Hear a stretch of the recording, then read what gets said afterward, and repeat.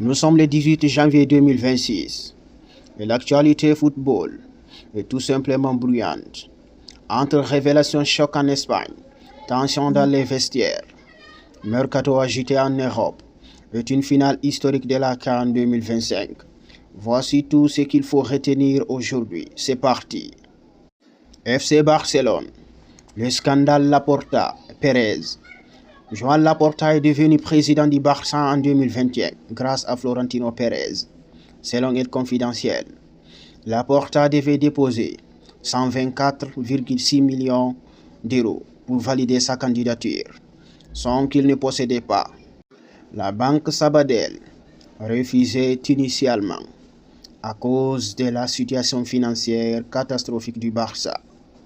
Florentino Pérez est intervenu personnellement, insistant jusqu'à ce que l'opération soit validée. Pérez aurait agi car Laporta soutenait alors la Super League.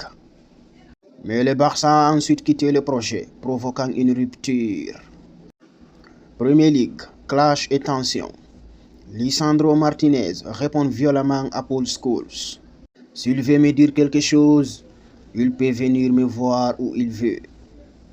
Le défenseur de Manchester United affirme ne respecter que les critiques constructives et se concentre uniquement sur ses performances. Real Madrid, malaise total.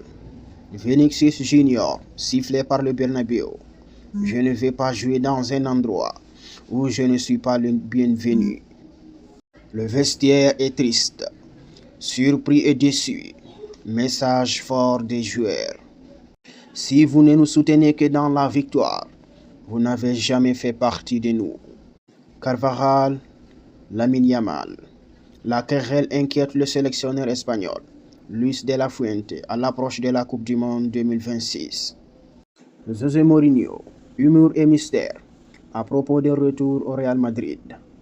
Ne comptez pas sur moi pour les feuilletons, je n'en regarde pas. Fidèle à lui-même, Mourinho entretient le flou. Crystal Palace, retournement de situation. Olivier Glasner va rester après des discussions franches avec Steve Parish. Pourtant, quelques heures plus tôt, Sky Sport évoquait un limogeage imminent suite à ses déclarations sur un groupe abandonné.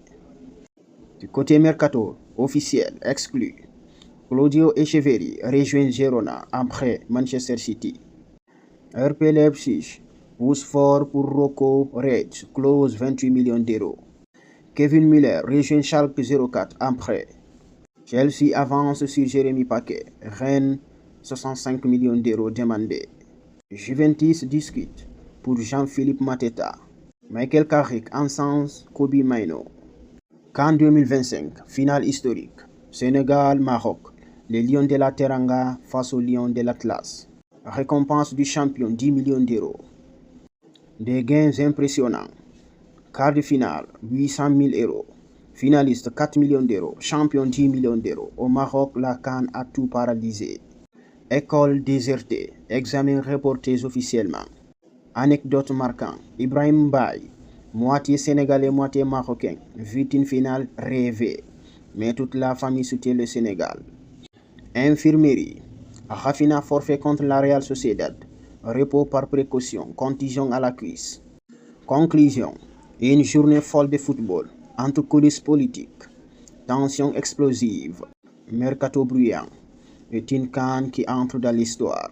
Alors, selon vous, le Sénégal ou le Maroc, qui soulèvera le trophée? Like, abonne-toi et dis-nous ton pronostic en commentaire.